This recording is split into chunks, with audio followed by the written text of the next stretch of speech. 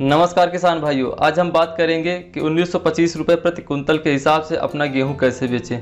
Corona virus की वजह से जहां सारी मार्केटें बंद चल रही हैं, जहां व्यापारी वर्ग किसानों का सामान लेना बंद कर दिए हैं, इसी के बीच में किसानों की फसल गेहूं जो तैयार हो चुकी है लगभग, और इस किसान इसे बेचने की तैयारी कर रहे हैं, लेकिन 1500 रुपये प्रति कुंतल के हिसाब से लेने के लिए कोई व्यापारी वर्ग तैयार नहीं हो रहा है। इसके संबंध में केंद्र सरकार की तरफ से एमएसपी यानी मिनिमम सपोर्ट प्राइस रखा गया है। एमएसपी यानी न्यूनतम समर्थन मूल्य लाने का काम केंद्र सरकार करती है, लेकिन इसका क्रय करने का काम अलग अलग जगह की प्रदेश सरकारें करती हैं, जिसके माध्यम से किसानों की वस्तुएं एक उचित मात्रा में खरीदी जाती हैं। यह तब होता है जब किसान की वस्तुएं बहुत ज़्यादा मार्केट में बढ़ जाती हैं और वस्तुओं का दाम तेजी से गिरने लगता है, तो इस समय सरकारें न्यूनतम समर्थन मूल्य लेकर आती हैं। ये न्यूनतम समर्थन मूल्य ऐसा मूल्य है जिस पर यह फिक्स किया जाता है कि किसान की वस्तुएं में कितने रुपए में खरीदी जाएगी।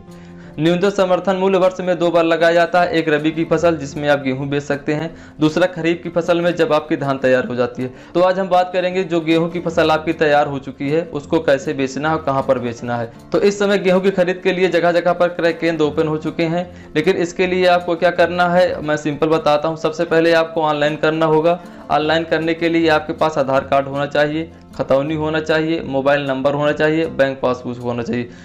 अगर आपके पास ये 4 चीज़ें हैं तो आप पोर्टल में जाकर ऑनलाइन कर सकते हैं। अगर आप बिना ऑनलाइन किए सीधा क्रय केंद्र पर चले जाते हैं अपना गेहूं बेचने के लिए, तो वहां से आपको खरीदा नहीं जाएगा, वहां से वापस कर दिया जाएगा। वहां पर आपको ये बोलेंगे आप जाइए पहले पोर्टल पर इसकी फीडिंग करवाइए, फीडिंग करवाने के बाद यहाँ लेकर आइए। तो क्या सिस्टम है सारी चीज़ बताऊंगा। पहले मैं बताऊंगा कि ऑनलाइन कैसे करना है। अगर आप यूपी के हैं तो यूपी FCI डाल के गूगल में सर्च करेंगे। अगर आप अदर स्टेट के हैं जैसे बिहार FCI या फिर पंजाब FCI डाल के सर्च करेंगे, तो मैं आपको बता रहा हूँ कैसे सर्च करना है, कैसे पोर्टल में भरना है, और पोर्टल में भरने के बाद उसके बाद कहाँ आपको जाना है, क्या करना है, सारी चीज़ बनाएंगे। वीडियो में अंत तक आप बने रहिएगा, आपकी सारी समस्या का समाधान कर दिया जाएगा कि इस समय जो मेरे गेहूं की फसल तैयार हो चुकी है उसको 1925 रुपये प्रति कुंतल के हिसाब से कैसे बेचें।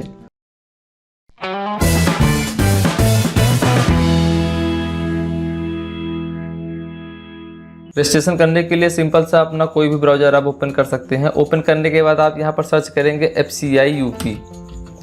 FCI UP यहाँ पर सर्च एंटर कर देंगे। यहाँ पर पहला ऑप्शन खुलकर आ रहा है fcs.up.gov.in, या आप इस पर क्लिक कर दीजिए, या मैं डिस्क्रिप्शन में नीचे लिंक दे रहा हूँ, आप वहाँ पर क्लिक करके डायरेक्ट ओपन कर सकते हैं।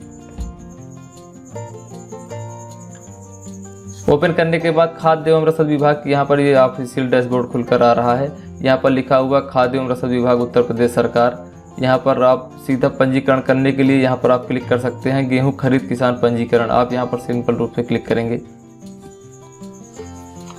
खुलने के बाद इसमें कुछ पंजीकरण कंडीशन आ रहा है, इसमें पढ़ना हुआ पढ़ लीजिएगा, पढ़ेंगे तो आप फायदा ही होगा। इसमें एक से ये बताया गया कि आप 1 से लेकर 6 स्टेप तक आपको फॉलो करना है। बारी बारी स्टेप में क्या करना है ये सारी डिटेल यहाँ पर दी गई है, तो आप इसे पढ़ लीजिएगा। मैं यहाँ पर सीधा पंजीकरण पत्र पर क्लिक करता हूँ। यहाँ पर सीधा आप अपना मोबाइल नंबर डालेंगे। मोबाइल नंबर डालने के बाद यहाँ कैप्चा डालेंगे। कैप्चा डालने के बाद यहाँ पर आगे बढ़े पर क्लिक कर देंगे। आगे क्लिक करने के बाद इस तरह से दूसरा पेज ओपन हो जा रहा है। यहाँ पर आपका किसान का हिंदी में नाम डालना है। यहाँ पर किसान का अंग्रेजी का नाम दिया हुआ है, लेकिन यहाँ पर ये ले नहीं रहा है, यहाँ पर ये लेगा नहीं। यहाँ पर पिता का नाम हिंदी में डालेंगे, यहाँ आवेदक का पिता का नाम अंग्रेजी में। यहाँ पर आधार में जो नाम आपका लिखा हुआ है सेम वही नाम यहाँ पर लिखना है। उसके बाद आपने यहाँ पर जेंडर सेलेक्ट कर लीजिए। आप यहाँ अपना आधार संख्या डाल लीजिए। आधार संख्या डालने के बाद यहाँ पर ऑप्शनल मोबाइल नंबर डाल दीजिए।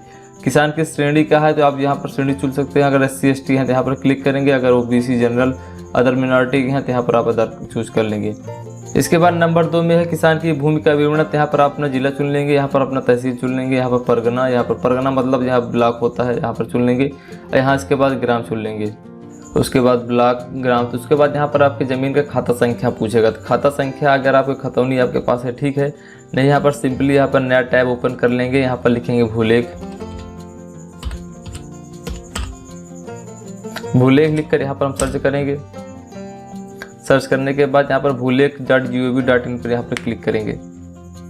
क्लिक करने के बाद यहाँ पर हम अपना जिला चूज कर लेता हूँ।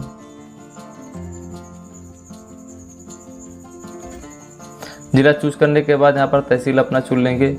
तहसील चुनने के बाद यहाँ पर अपना ग्राम सभा जो है आप उसको यहाँ पर सेलेक्ट कर लेंगे। जो किसान पंजीकरण करा रहा है इसका ग्राम सभा मलिकपुर है, तो मैं इसका नाम चुन लेता हूँ। उसके बाद यहाँ पर सिंपल रूप से आप खाता संख्या, गाटा संख्या से ज़मीन सर्च कर सकते हैं। तो हमें खाता संख्या जानना है जो कि हमें पता है नहीं। ऑप्शन पर आता है खातेदार का नाम के द्वारा खोजे, तो यहाँ पर मैं क्लिक कर लेता हूँ। तो यहाँ पर किसान का नाम आप यहाँ पर क्लिक कर देंगे। किसान का नाम इस तरह आप सर्च कर सकते हैं यहाँ नीचे डैशबोर्ड से। सर्च करने के बाद यहाँ पर खोजे पे क्लिक करेंगे तो इस नाम से मिलते जुलते जितने किसान हैं सभी यहाँ जाएंगे। जैसे में से इस किसान को मुझे चुनना है, शिव नारायण सिंह उर्फ कन्हैया बख्श। इसको यहाँ पर क्लिक करता हूँ, उदाहरण देखने पे क्लिक करता हूँ। यहाँ पर सिंपली यहाँ पर कैप्चा भर के यहाँ पर कंटिन्यू कर देता हूँ। यहाँ पर ये खतौनी सामने निकल कर आ रही है। तो ये खाता संख्या है, ये खसरा संख्या है, ये ज़मीन का विवरण है, ये टोटल विवरण है। इस खाता संख्या में कौन कौन से किसान हैं सभी का यहाँ पर नाम दिया हुआ है। इस किसान की जो ज़मीन यहाँ पर लिखी गई है या ट्रांसफ़र की गई है वो सारे विवरण यहाँ पर दिए गए हैं। तो मुझे सिंपल खाता संख्या जानना है। जो खाता संख्या ये लिखा हुआ 00025, तो मैं यहाँ पर क्लिक कर देता हूँ 00025। करने के बाद भूमि का विवरण खोजे, यहाँ पर क्लिक करता हूँ। क्लिक करने के बाद यहाँ पर आ जा रहा है 6 नंबर ऑटोमेटिक आ जा रहा है भूमि का विवरण, तो यहाँ पर क्लिक कर देंगे। क्लिक करने के बाद यहाँ पर जितने किसान उस गाटे में हैं सभी आ जाएंगे। तो मुझे इस किसान को चूज़ करना है, तो मैं यहाँ सेलेक्ट कर लेता हूँ। सेलेक्ट करने के बाद भूमि के विवरण यहाँ पर जोड़ा जा रहा है, जोड़ दिया जा रहा है। तो यहाँ पर पूरी ज़मीन की डिटेल आपकी आ जा रही है। इसके बाद देख रहे हैं जैसे 00025 खाता संख्या में खसरा संख्या 105 है। इसकी ज़मीन कितनी है, यहाँ पर 0.0130। तो इसी को ले जाकर वहाँ पर हम फिल कर देंगे। यहाँ पर सिंपली रूप यहाँ फिल कर देंगे, यहाँ फिल कर देंगे। उसके बाद जितने आपको फिल करना हो फिल करने के बाद फाइनली यहाँ पर लास्ट में आप सुरक्षित करने पर क्लिक कर देंगे। इस तरह यहाँ पर किसान की ज़मीन यहाँ पर सुरक्षित हो गई है। अगर इसमें आपको कुछ संशोधन करना हो तो यहाँ पर क्लिक करके संशोधन कर सकते हैं। जैसे इसमें आपको और खाता संख्या जोड़ना हो, खतौनी जोड़ना हो, तो सिंपली आप यहाँ पर ज़मीन में जाकर यहाँ पर दूसरा खाता संख्या आप ले लेंगे। दूसरा इसके लिए यहाँ पर क्लिक करेंगे। क्लिक करने के बाद सिंपल रूप से यहाँ कैप्चा भरेंगे। इस तरह से आप जितनी चाहें उतनी ज़मीन यहाँ पर निकाल कर जोड़ सकते हैं। जैसे इसका खाता संख्या यहाँ पर ये है 00336।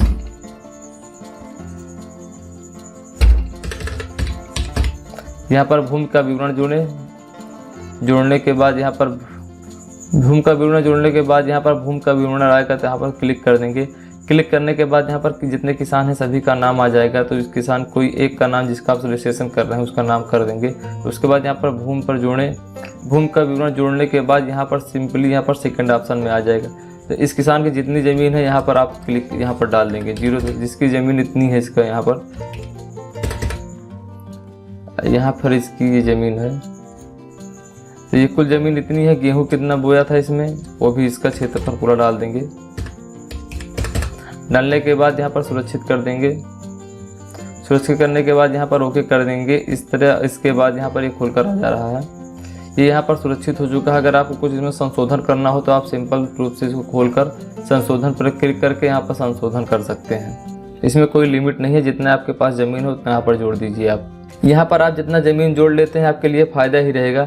जब गेहूँ बिक्री के लिए आप जाएंगे तो वहाँ पर आपके खतौनी से देखा जाएगा कि आपने कितना गेहूँ वहाँ पर बोया है। इसी हिसाब से आपकी गेहूँ की खरीद की जाएगी। तो आपके लिए बेनिफिट ही है। जितना ज़मीन हो ज़्यादा से ज़्यादा आप यहाँ पर उसको ऐड कर लें। अपनी ज़मीन ऐड करने के बाद यहाँ पर आपसे किसान यहाँ नंबर 3 पर आ जाइए। किसान के निवास का पता यहाँ पर पूछेगा। तो अपना यहाँ पर जो आपका यहाँ पर है, यहाँ पर सबसे पहले आप यहाँ पर भूमि के अनुसार डालना चाहते हैं, खाता के अनुसार डालना चाहते हैं, कहने के साथ तो मैं भूमि के अनुसार अपना विवरण डालना चाहता हूँ।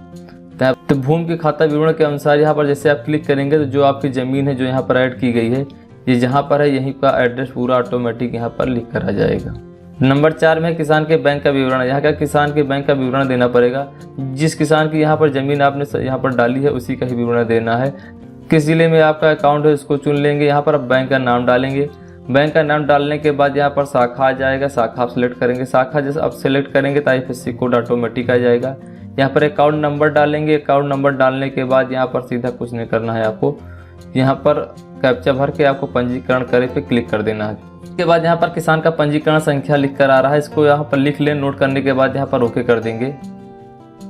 जब आप इसे ओके कर देंगे तो यहाँ पर पूरा ये खुलकर आ जा रहा है जो आपने भरा हुआ है। यहाँ पर किसान पंजीकरण ID नंबर आ रहा है। ये पूरे किसान का डिटेल आ जा रहा है। इसे आप सिंपल रूप से यहाँ से प्रिंट कर लेंगे।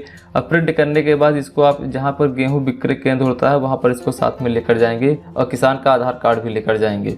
अब आपने देखा कि आपका पंजीकरण संख्या मिल गया है, तो आप इसे चाहे PDF बनाकर मोबाइल में ही सेव कर लिए, चाहे प्रिंट आउट करवा लीजिए, चाहे इसका स्क्रीनशॉट ले लीजिए। जब आप गेहूं बेचने के लिए क्रय सेंटर पर जाते हैं तो आप इसको लेकर जाइएगा। अगर आपको गेहूं बिक्री से रिलेटेड कोई समस्या हो रही हो, अगर आपको कुछ जानना हो या जानकारी लेना हो, तो स्क्रीन पर आपको टोल फ्री नंबर दिया गया है, इसको आप नोट कर लीजिए। आप इस पर 10 से 4 के बीच में कॉल कर सकते हैं। ध्यान दीजिएगा, संडे के दिन आप कॉल ना करें। इसमें आपको सारी चीज़ें यहाँ पर जानकारी मिल जाएगी, कैसे आपको बेचना है, कैसे क्या करना है। अगर आपका गेहूँ बिक जाता है, बिकने के बाद आपको एक केंद्र प्रभारी की तरफ से रसीद दिया जाएगा। रसीद लेना ना भूलें, रसीद लेकर आएँ। उसके कुछ दिन बाद ई-पेमेंट के माध्यम से आपके अकाउंट में पैसा ट्रांसफ़र कर दिया जाएगा। आपको मैंने सारी चीज़ें बता दी हैं आसान भाषा में कि आपको वस्तु कहाँ लेकर जानी है, कैसे बेचना है, क्या करना है, आपके अकाउंट में पैसा कैसे आएगा।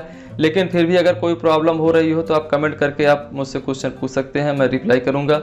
ये वीडियो अगर आपको किसान भाइयों अच्छा लगा हो तो एक लाइक कर दीजिएगा, और नए हैं तो चैनल को सब्सक्राइब कर लीजिएगा, जिससे आपको आगे भी इस तरह इन्फॉर्मेशनल वीडियो मिलती रहे।